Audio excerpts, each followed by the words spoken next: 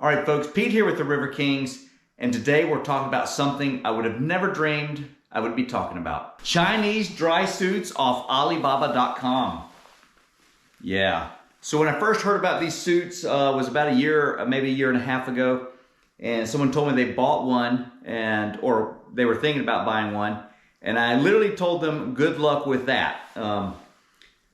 It just didn't sound like a good idea. Well, over the last year, I've seen several of these people who've had these suits for quite a while. And mind you, these are also people who put their dry suits to the test on a given Saturday. Multiple swims on rivers. So it's not just a guy in a boat staying dry anyway. It's people who are actually swimming the river. And they say they're bone dry and it's the best money they ever spent in paddling. So I basically said, hey, it's an option. I would have never dreamt of buying this. And I was still a little sketched out when I made the purchase, hoping it was gonna arrive. So I went to Alibaba.com, made my purchase, $260, which included the shipping. And I got a brand new 3-layer dry suit with a skirt rand. I'm gonna get it right side up. It's got everything.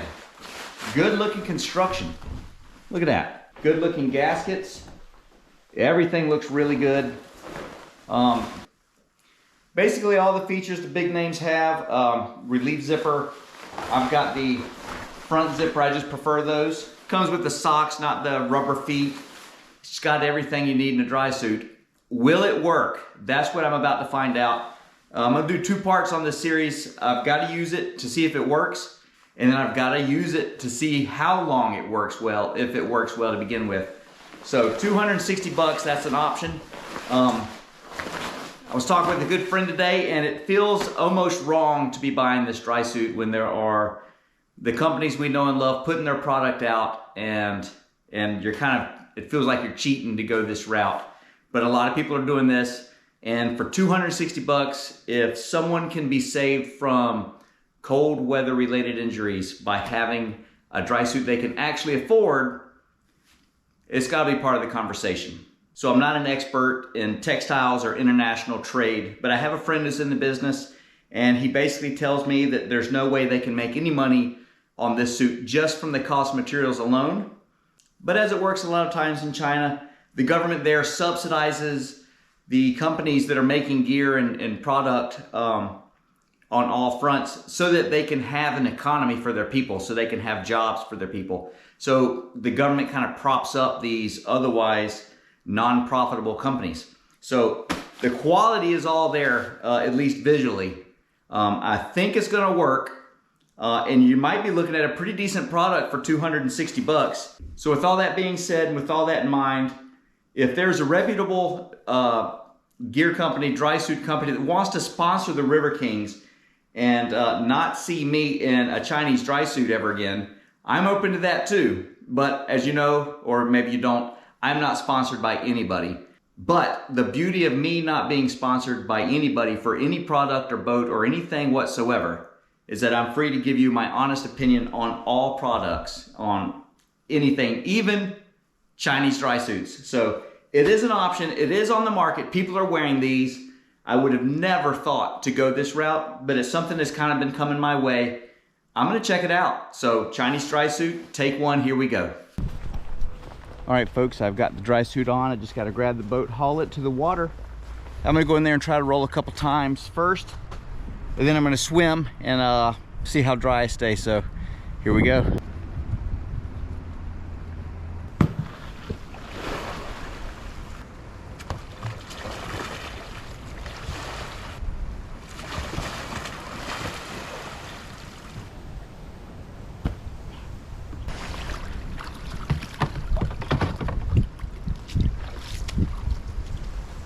All right, so far so good. Right off the bat, you can see it has a pretty nice coating. Who knows how long that will last on any manufacturer. That never really seems to last where it beads up really well. But I am dry, 100% dry. The range of motion is not restricted. It feels really good. What I'm gonna do now is just gonna walk out, get as deep as I can get till I'm floating, and just stay there for a bit to make sure there's no leaks coming in. But so far, I can tell you right now, a couple rolls, bone dry. So let's go out and let's go see what happens next.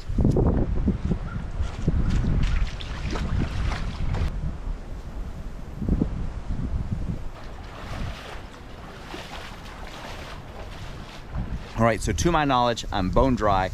The water is very cold, so I can just feel the coldness of the water. I didn't wear anything insulative because I wanted to know if water was coming in. I didn't want it to take a while, but now that I'm out, I'm almost certain I'm bone dry.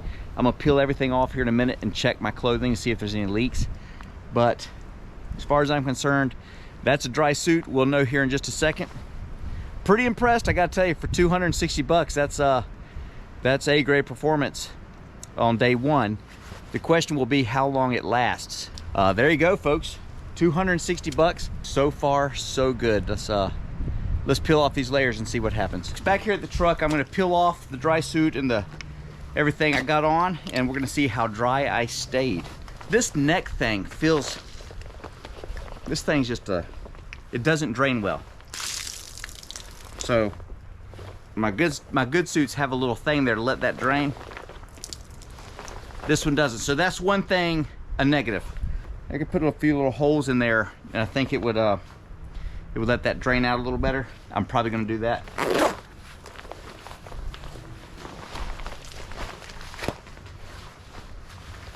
So far, so good. It's dry, folks. Let's check the leg areas. All right, so suit's off. This is what I was wearing, bone dry. Yeah, I don't know what to tell you other than if you're looking for a dry suit and $1,000 to $1,500 has been prohibitive for you to get one, and you're one of these people that are trying to use the Farmer John wetsuits in a dry top or some kind of way to stay warm and wet because you can't afford a dry suit, this is at least as good an option, if not better. I am going to put it to the test, and I'm going to see exactly what it's all about long term, how the quality holds up. I was a little worried about the sizing, being that it's coming from China. Sometimes you can get sizing that doesn't fit like American sizing. So if you get a large, it fits like a medium or a small even. So I got the large because that's what I wear with a regular dry suit, so I can have plenty of room to bundle up. And I'm somewhere between a medium and a large in a regular dry suit. But with this one, the large was a true large. I could have gotten away with the medium. So on the zipper on the front, it does not go behind the tunnel for the skirt, and that causes the skirt to be a little lower on your body when you go to put it on. So I wish that was higher, but when you're in a dry suit that's actually working, it doesn't matter anyway. You'll just get negligible amounts of water in the boat, if any. Just more of a fit thing. Now there's a lot of opinion on these dry suits, and let me just kind of touch on that. There is a big contingent of hardcore boaters that said never in a million years would I use one of these. And I was one of those guys as well, and for good reason. If you're into extreme kayaking and you're really putting your gear to a torture test and you're in super remote areas, then a catastrophic failure in one of these suits is going to be life-threatening in some situations.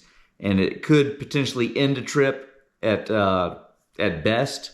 And like I say, it could be life-threatening in other situations. I realize that, and I take it seriously, but on the other hand, it probably 1 out of 10 post and kayak club forums discusses how to get through winter without having to purchase a $1,000 or a $1,500 dry suit, because that cost is really very prohibitive to a lot of people. So I didn't start this conversation. I've been hearing about it more and more and more, people using these Alibaba dry suits amongst some other options. At first, I was just like everyone else. I was like, well, good luck with that. But after they've been using them for some time and they seem to be enjoying them with very few reports of people having a bad experience, I figured it's time for me to try this out for myself. So it is now part of the conversation. So let's do an honest review. I'm not just going to bash it because everyone else is bashing it. And I'm not going to love it because it's cheap. I'm just going to find out, does the suit work? Does it hold up over time? And I don't really care what anyone else's opinion is. I want to see how the suit works. And I want to see what you're getting for $260. That's the only fair way to do it. So I'm coming in here with the hope that it doesn't explode on me when I'm running down the river. And basically that's it. And I'm here to find out. So right off the bat, I just wanted to show you some of the inside stuff. I'm not gonna pretend to be an expert on dry suit design, build, materials, fabrics, all that sort of thing. I'm just looking at it with my almost 20 years of paddling experience, and if you showed me the inside of the suit, it really doesn't look any different than the inside of my Crux dry suit as far as, you know, how everything is put together. I know the zippers aren't YKK or the other one, I can't remember the name. There's basically two big zipper manufacturers. This is Yilon or something like that. One little thing I know to look for is in these curved areas, if you don't have flexible seam tape, then it produces a bunch of little ribs and raised areas. I have seen and noticed that before. This suit has none of that. It looks like some pretty good build quality. I don't know what to tell you. Some of the catastrophic failures that would happen maybe on a river is busted gaskets. So if these are cheap rubber gaskets and they just explode on you, then you don't have a dry suit anymore. But is that any different than any other gasket, especially a gasket on a dry suit that was made by one of the more prominent, respectable companies, but maybe now is 4 or 5 years old, and a kayaker bought it on the used market for $400 or $500, and they go out with leaky dry suit with old, dry rotted, cracked gaskets, and they don't know any better, or they don't change it, and they have a catastrophic failure. Another area of concern would be your zippers. If you broke a zipper, or you know, if the zipper pulled away from the suit and you just had a big failure in your suit, then you don't have a dry suit anymore, and we all know that. But is that any different than an old zipper? I know Cocotats. I know personally people who had to send Cocotats back for busted zippers. Now, I don't think you're going to be able to send this back and get it fixed, where Cocotat will take care of you. Catastrophic failures happen on all dry suits. I don't want to pretend that if you get a name brand dry suit that it's never going to have anything wrong with it. But I also don't want to paint too rosy a picture, like I trust the suit entirely, because honestly, I don't. And that's what I'm going to have to find out. I'm going to have to go and use this suit before I begin to trust it. Because there's no name on this company that I've ever heard of. There's no warranty. There's no 15, 20 plus years of dry suit build and customer care that supports me trusting this particular suit. Will it hold up to the rigors of extreme whitewater kayaking? That's what we're going to find out. So stay tuned. Heading to the Wilson race this weekend. The river's coming up. It should be a pretty rowdy weekend. And enough talk about the suit. Let's go find out what happens. So we started the weekend off with a run on Lost Cove Creek, a tributary to the Wilson Creek. The Wilson Creek was at plus 16, which is my personal highest I've ever been on it, and that was many years ago. And with the crew we had, we decided something else would be a better fit for the day. And so I've always wanted to get on Lost Cove Creek, and that's what we did. And I believe it actually is a better test for the suit. It required a 3/4 of a mile shoulder, the kayak hike in, and then some nice creeking and a nice pretty tight little gorge. And then we eventually got out, hiked up the Grag Prong to look at Drag Strip, which is a giant rapid. And in doing so, we had to hike through the rhododendron, did a little bushwhacking. It's about a mile up from the confluence, saw the rapid, and then a hike about a mile out. And so that was a good test for the suit as well. It was a good day to test the creek as the temperature started in the 60s, which is pretty warm for a full dry suit, but it cooled off into the 30s by the time we got off the river. So kind of a torture test on the body, as you're going to build up sweat during those sunny high temperatures, and then you're going to freeze when it cools down and you don't have your layers on under the suit. But it performed about as good as all the other suits on the trip, which were from Cocotat to NRS, Emerging Research, whatever they had. We were all in the same boat. So the next morning, the river was at +3 paddler's gauge, and it was about 30 degrees. So this was going to be a fabulous day to test the suit. Not only were we going to get in 3 runs, but one of those runs was going to be a race lap, where you're pushing yourself as hard as you can go physically, and you don't want anything standing in your way, and if you're going to build up excess sweat, it'll definitely show up. And here you can see I was testing the dry suit. It definitely had nothing to do with my performance or a lack of skill to get down the river upright. And I thought I was pretty dry, so here at Thunderhole I figured I would test it again. Holds up during a good brace, and yep, definitely dry on a roll. I just want to test that out for all of you at home. Hey, do you think they'll believe that, bud?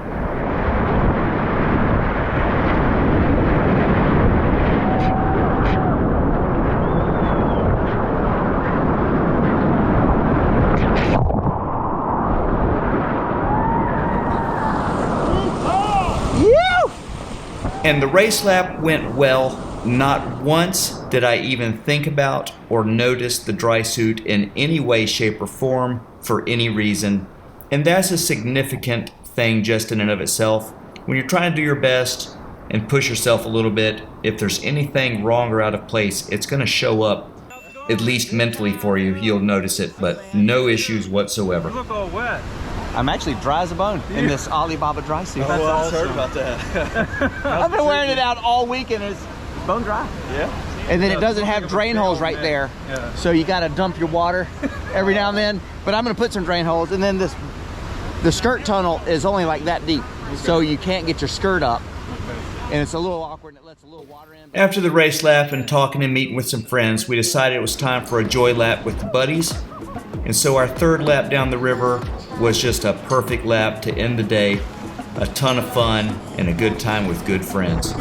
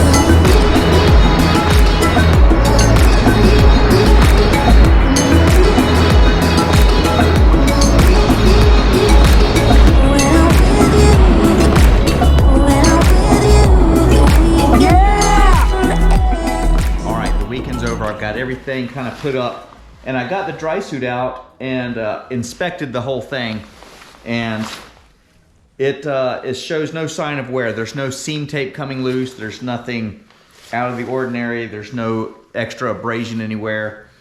And I was bone dry all weekend, and that was, you know, 2.5 miles of hiking with the boat on my shoulder for 3/4 of a mile of that. A run down Lost Cove Creek. 3 laps on the Wilson Creek at pretty good flow. I had a couple times where I was upside down, and that's a race day, so there's a lot of activity, and then it's a cold day, so you know you can build up some sweat, and then you're gonna need to have that breathe. I got a little damp on Friday because we were doing so much hiking and it was very warm that I got sweaty. But then again on race day, I drove home in the clothes I wore. All right, so the only sign of wear I can find on the suit is on this little reflective strip right there, and it's the coating on there that makes it reflective. In a couple spots is worn, and I'm nearly certain what that was is where I had the kayak on my shoulder, hiking it from the put-in down to Lost Cove Creek, and that was about 3/4 of a mile. So there's no other abrasion signs anywhere. Everything's still in good working order. Did scuff a few rocks going down Wilson Creek and whatnot. And the suit took no signs of wear. So my final thoughts on the Alibaba Drysuit. Here we go. So real quick to recap, the things I've noticed that I don't like about it. This entire neck guard thing is awkward and just fits funny, and it doesn't fully protect the gasket. It's a little short, It's just kind of an awkward thing. It's not the best. And the other thing is there's no drain holes in the front. And you can almost see that line there. That's fabric, so there could be drain holes here before the weld needs to happen from there down where it's seam taped. So somewhere in there needs to be drain holes, and there's not, and it just builds up water. The other thing is that the skirt tunnel is only, I'd say, about 5 inches tall, and that needs to come up much higher to facilitate having your skirt tunnel on you go up inside the suit so you get a better fit. And what that does is it forces you to wear your skirt a little lower on your person, and it lets a little bit of water into the boat, you know, into the cockpit area, because the seal's not great. But I didn't really notice that it felt weird on the water. So it's kind of like, it's not the best, but it's really not something that's gonna stop you from kayaking or enjoying your kayaking. It's just not as good. The cuffs on the sleeve also were just a little bit bulky and ill-fitting. It's kind of a really thick neoprene kind of feel to it. So they're gonna be really tough, but it wasn't just quite as ergonomical or user-friendly. It's kind of a big cuff there at the sleeve, and not, again, not quite as good, but functional. It's gonna protect your gaskets, and once paddling, I never really noticed it at all. Just getting elbow pads on, and when you're sitting there looking at it, it just feels a little funky compared to some other suits I've had. But again, not a deal breaker, and really didn't affect me once I started paddling. Also with the suit, there's no different fabrics in different areas, like, for example, your seat or your elbows. In a really good dry suit, there's gonna be some thicker fabrics, maybe some Cordura or something else in different places that get high abrasion and high wear, and that little part of the suit will last a lot longer. From what I can tell, this is all the same material except the cuffs and except for the neck guard, and it's kind of like a neoprene on that. But as far as the knees, the elbows, the shoulders, it's all the same, so you're not gonna get the abrasion resistance that you get out of those areas in a good suit. I haven't performed the long-term test, so with that in mind, the initial performance was good. I had no failures, I had no issues, I stayed dry. It took the pounding and the beating that I did all weekend with some hiking, some micro creeking, some running through bushwhacking up towards Grag Prong. Not intended, we just forgot where the trail started, but that was great. I was able to test it stepping over. I did some wading on that trip, and again, I did get a little sweaty, but everyone's suit was sweaty because it was 60 degrees when we started and it was down in the 30s when we ended. So a big temperature swing, starting out in the sun, doing a lot of hiking, getting a sweat build up, hitting the river, and then cooling off quickly. We had just built up a lot of moisture in there from sweating, and we were all a little chilly. We had Cocatats, NRSs, immersion research. We had every dry suit out there possible. Everyone was in the same boat. So the performance was on par with the other suits as far as that was concerned. Moving into race day, all day race day, starting in the 30s, and then it got up into the 40s that day. I was dry as you can ever expect to be in a dry suit. Even with racing, which was 20 minutes of paddling hard. If you heard the video, I was all out of breath and pumping a little bit. I really didn't get a big moisture build up under the suit. I didn't sweat much. But all 3 runs wore the suit from 8:30 a.m. until we got off the river and got moving at about 5. And that's when I took the suit off. The clothes I was wearing were just as dry as when I put them on. And I did change my socks, but that was sweat. That wasn't leakage, and they were just barely damp. And that happens. My feet sweat because I got the booty, and then I have a neoprene sock I wear over the booty to protect the booty from sand, and then my thick shoe, and that part was a little bit sweaty. And but again, like I say, that's normal. There was no leaks. There was no zipper failure. There was nothing like that. So my thing is, I think I put as much torture test on this suit in one weekend in those 4 runs and with all the hiking I did than a casual paddler might put on the suit in an entire season. And I'm talking about someone that goes once every couple weeks and maybe skips a little bit here and there, maybe doesn't get out when it's too cold. And so they may only put 4, 5, 6 runs on it in the course of a cold season. And in that regard, it handled well. Long term, we're gonna have to keep wearing it. I don't have the answer for that yet, and there's only one way to figure that out, is to keep wearing it until something happens or something doesn't happen over a long period of time. So that's what I'm moving into now, the second phase of the suit. Not only do I not have the long-term test, but I also don't have a numbers game test. I've only tested this individual suit and it performed great. If I ordered 10 of them, would 10 of them be great? Would 9 of them be great? Would 5 of them be great? Did I get the lucky one? I have no idea, and I don't know what to tell you. The name brand companies that you know and love are gonna stand behind their product. They're gonna get with you with warranty, customer care. I think you're pretty much on your own when you get these, and it's maybe a luck of the draw.